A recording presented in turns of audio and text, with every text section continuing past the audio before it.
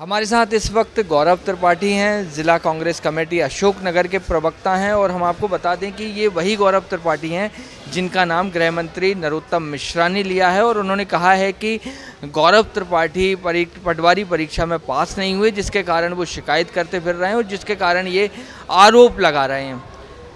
गौरव जी, क्या आपने पटवारी परीक्षा दी थी और उसका रिजल्ट क्या रहा?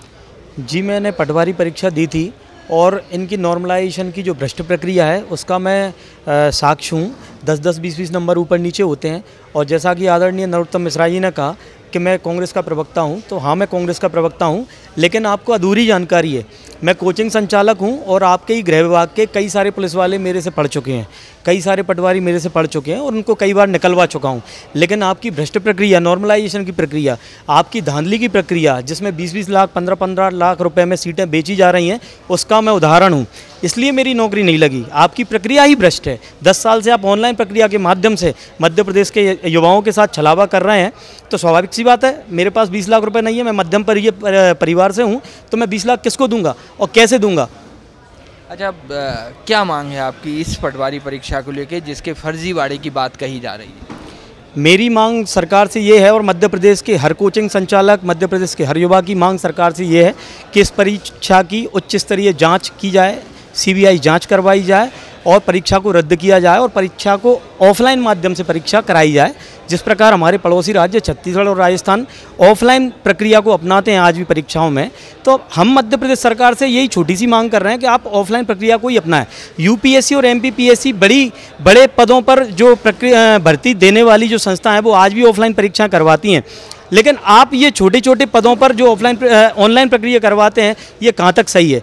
आप जो UPSC MPPSC collector, deputy collector बना रही है वो ऑफलाइन प्रक्रिया से बना रही है, लेकिन आप चपरासी बना रहे हैं, बाबू बना रहे हैं, तो आप ऑनलाइन प्रक्रिया से बना रहे हैं। तो ये पूरी प्रक्रिया भ्रष्ट है। इसमें सबसे ज़्यादा गड़बड़ी ऑनलाइन प्रक्रिया से होती है। अच्छा, देखिए, मेरा एक सवाल है कि जिस तरह की जानकारी है कि 78 केंद्र बनाए गए थे, परीक्षा केंद्र बनाए गए थे और उनमें से करीब 8000 लोग सिलेक्ट हुए हैं और 8000 यदि हम औसत भी मान लें तो एक कॉलेज से 100 लोग पास आउट हुए, कहीं 50 होंगे तो कहीं 150 होंगे। तो फिर उस कॉलेज को लेके क्या आपत्ति है? 100 को तो हर कॉलेज, हर परीक्षा सेंटर पे इतने लोग पास हुए होंगे, तो फिर इसमें फर्जीवाड़ा कहाँ से आ गया? देखिए साहब, सरकार ने हमेशा झूठ बोला है इस मामले में। व्यापम के जो चेयरमैन हैं आदरणीय मलय श्रीवास्तव जी, उन्होंने बोला कि हमें कोई शिकायत प्राप्त नहीं हुई इस मामले में। मैं आपको इस कैमरे के माध्यम से बताना चाहता हूं, मैंने 7 जुलाई को शिकायत की। उनका कल बयान आया कि शिकायत प्राप्त नहीं हुई। उन्हीं व्यापम की कंट्रोलर जो हैं डॉक्टर हेमलता, उन्होंने बोला कि हमें शिकायत प्राप्त हुई और हमने 24 घंटे के अंदर जाँच करवा ली है और जाँच में हमें कोई गड़बड़ी नहीं लगी। तो आपने सार्वजनिक क्यों नहीं किया कि आपने कौन सी समिति गठित की? दूसरी बात यह है कि शिकायतकर्ता मैं हूं, मुझे तो आपने आज तक कोई जानकारी नहीं दी कि आपने शिकायत की जांच करवाई है और आपको कोई गड़बड़ी नहीं मिली। और कल नरोत्तम मिश्रा जी कह रहे थे कि हमें कोई शिकायत प्राप्त नहीं हुई और आज आप कह रहे हैं कि जो कांग्रेस का प्रवक्ता है वो शिकायत कर रहा है। तो आप मध्य प्रदेश सरकार के प्रवक्ता हैं, आप व्यापम के भी प्रवक्ता हैं, मुझे ऐसा लगता है। तो आपको जब तक जानकारी नहीं है आपको बोलना नहीं चाहिए। दूसरी बात यह है कि सरकार हमेशा झूठे तथ्य रख रही है और पूरे मध्य प्रदेश का युवा जानता है और ग्वालियर चंबल संभाग का युवा जानता है कि ग्वालियर, भिंड, मुरैना और दतिया क्षेत्र में कुछ विशेष लोगों पर गृह मंत्री आदरणीय नरोत्तम मिश्रा जी की विशेष कृपा है, इसलिए वो इस इशू को बना रहे हैं कि बहुत कम लोग निकले हैं। आप मेरे साथ बैठिए, मेरे साथ आमने सामने आइए, मैं आपको बताऊंगा, मेरे कागज़ लेके बताऊंगा कि हमने कितने लोगों को छाटा है जो NRI कॉलेज से निकले हैं। नहीं, मेरा मतलब है कि हर कॉलेज से यदि 100 निकलते हैं फिर कोई आपत्ति नहीं है। हर कॉलेज से 78 कॉलेज से 7800 लोग हो गए, 8000 लोग करीब हो गए, तो फिर क्या आपत्ति? वो तो सारे कॉलेज में फिर 100 लोग उस परीक्षा में पास हो गए। हर परीक्षा में मध्य प्रदेश के युवा RTI लगाते हैं, लेकिन कुछ RTI का जवाब आता है और कई RTI गोपनीय दस्तावेज के नाम पर दबा दी जाती है, उनका जवाब नहीं दिया जाता है। बच्चा उच्च स्तर तक जाता है और आयुक्त तक जाता है, उसका जवाब नहीं मिलता है, परेशान हो जाता है, हार कर थक कर बैठ जाता है। और मध्य प्रदेश की सरकार और उसके प्रवक्ता हमेशा झूठ बोलते हैं। आप देखिए कि जब पूरे प्रदेश का युवा कह रहा है और हमारी पूरी टीम, हमने पूरा एक एक मेरिट लिस्ट को चेक किया है, सैकड़ों अभ्यर्थी निकले और आप कह रहे हैं सिर्फ 100 ही निकले हैं। और सभी जो निकले हैं उनका 90% लोगों ने हिंदी में सिग्नेचर किया है। मैं हिंदी भाषा का विरोध नहीं कर रहा हूं, मैं पुनः कह रहा हूं, लेकिन उनका जो हिंदी में सिग्नेचर करने का जो तरीका है वो एक ही है। इसलिए ये आप सवालों के घेरे में हैं। और हम आपसे मांग करते हैं कि आप पूरी जो डेटा है वो क्लियर करें, आरटीआई का जवाब दें। जो बच्चे आप आरटीआई लगा रहे हैं उनका जवाब दो ना आप।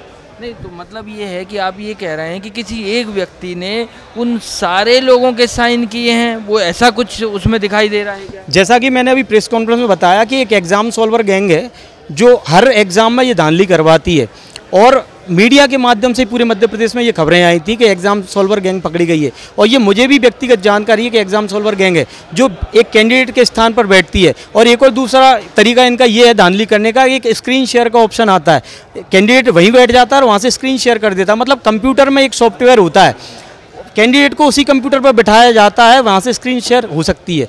मतलब जो एग्ज़ाम सॉल्वर है वो कहीं और बैठकर उसका एग्ज़ाम देता है और उसको टॉप रैंक पे ले आता है, उससे मोटी रकम ले लेते हैं। वो साइन एक ही व्यक्ति करता है, कोई सारे देख के ये लग रहा है क्या? उनकी गैंग है, एक जैसा साइन का तरीका है जिससे उनके साइन पकड़े ना जाएं, जिससे यदि जांच हो तो साइन पकड़े ना जाएं। उनके आप देखिए बिल्कुल प्लेन साइन करें पूरी हिंदी में। तो क्या ये नहीं है कि व्यापम ये या कर्मचारी चयन मंडल ये एहतियात नहीं बरतता कि स्क्रीन शेयर ना हो, वो ऑप्शन हटाया जाए वहाँ से? देखिए सर, मैं आपको बता देना चाहता हूँ, जब इनका सॉफ्टवेयर ही गड़बड़ है, जब ये 3-3 साल पुराने फ़ोटो अपने व्यापम की जो भर्ती परीक्षा होती है उसमें जो एग्ज़ाम कैंडिडेट जो फॉर्म भरता है तो उसमें एक नियम होता है कि 3 महीने पुराना ही अपन को 3 महीने के अंतर्गत का ही फ़ोटो चाहिए। आपका सॉफ्टवेयर 3-3 साल पुराने फ़ोटो को एक्सेप्ट कर रहा है, तो आप ये इतनी बड़ी गड़बड़ियाँ आपकी नाक के नीचे ही हो रही हैं और आपके द्वारा ही करवाई जा रही हैं। ये बहुत बड़ी बात नहीं है। मध्य प्रदेश के कई सारे मंत्री, कई सारे विधायक, कई सारे अधिकारी, व्यापम के अधिकारी इस घोटाले में सम्मिलित हैं और इससे पहले भी कई सारे घोटाले हुए हैं। ये पहला घोटाला नहीं है। अच्छा, आपको क्या लगता है कि ये जो सिर्फ उतने ही 100 छात्र या 15 में से 10 छात्र या 7 छात्र उन पे आपत्ति है, ये पूरे 8000 में कई तरह की आपत्तियां हैं, कई तरह की गड़बड़ियां हुई होंगी जो 8000 सिलेक्ट हुए? जैसा कि मैंने आपको बताया कि संविदा कर्मी का जो कोटा है उसमें इन्होंने गड़बड़ी की है। आपने देखा हैंडीकैप्ड जो होते हैं, एक एमडी जो उसकी कैटेगरी है मल्टीपल डिसेबल, सबसे ज़्यादा फर्जी प्रमाण पत्र उसके बनते हैं। अभी हाल ही में हमने देखा 77 शिक्षक मध्य प्रदेश के अखबारों में भी आया था, 77 शिक्षक जो फर्जी विकलांग हैं वो पकड़े गए। उनका जब मेडिकल बोर्ड बोला तो वो फर्जी पाए गए।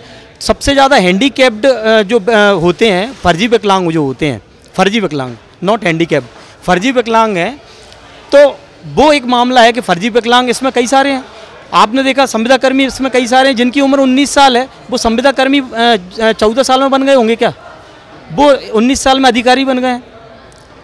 कई सारी गड़बड़ियाँ हैं। अच्छा, इस पूरे मामले में भिंड, मुरैना, ग्वालियर का क्या कनेक्शन है? क्योंकि पहले भी कृषि विस्तार अधिकारी परीक्षा हुई थी, उसमें भी ये बातें आई थी कि एक ही जगह से मुरैना से सारे लोग हैं, तो और वो रद्द भी कर दी गई थी। तो क्या कनेक्शन है इस पूरे में भिंड, मुरैना, ग्वालियर का? देखिए, ये भिंड, मुरैना, ग्वालियर भारतीय जनता पार्टी के प्रदेश अध्यक्ष BD शर्मा जी का क्षेत्र है, ये आदरणीय नरोत्तम मिश्रा जी का क्षेत्र है और भाजपा के बड़े बड़े नेताओं का क्षेत्र है, और इस पर उनकी विशेष कृपा है कुछ विशेष लोगों पर। तो वहीं के कुछ विशेष लोग निकलते हैं, लेकिन किस्मत की बात देखो कि वो पकड़े गए, वो सबकी नज़रों में आ गए, इसलिए उन्होंने ये मामला दबाने का प्रयास कर रहे हैं। अच्छा, कुछ आगे इसके विरोध के लिए कुछ तैयारी की है? कुछ विरोध प्रदर्शन होने वाला है? मध्य प्रदेश के सारे कोचिंग संचालकों ने आज हड़ताल की है। कोई भी कोचिंग मध्य प्रदेश में नहीं चल रही है। ऑनलाइन जो कोचिंग पढ़ाते हैं यूट्यूब पर, वो भी आज बंद हैं। आज कई सारे जिलों में धारा 144 लागू कर दी गई है। उन्हें पता है कि मध्य प्रदेश में युवा जाग गया है और इस प्रकार के घोटाले नहीं सहेगा। आज कई जगह ज्ञापन दिए गए हैं और कुछ दिनों में भोपाल आने वाले हैं, मुख्यमंत्री निवास पर बैठेंगे, धरने पर आंदोलन करेंगे। इसलिए ये डरे हुए लोग हैं, और लेकिन ये अपना काम नहीं छोड़ रहा है, ये अपनी धांधली नहीं छोड़ रहा है, ये अपना भ्रष्टाचार का तरीका नहीं छोड़ रहा है और लगातार इस प्रकार के काम कर रहे हैं जिससे युवा पीड़ित हो रहे हैं।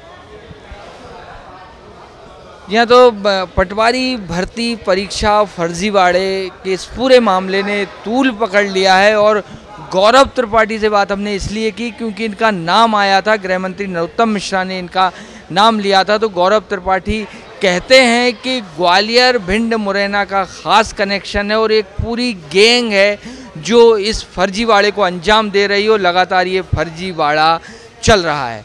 कैमरा पर्सन अब्दुल रहमान के साथ अरुण तिवारी, द सूत्र, भोपाल।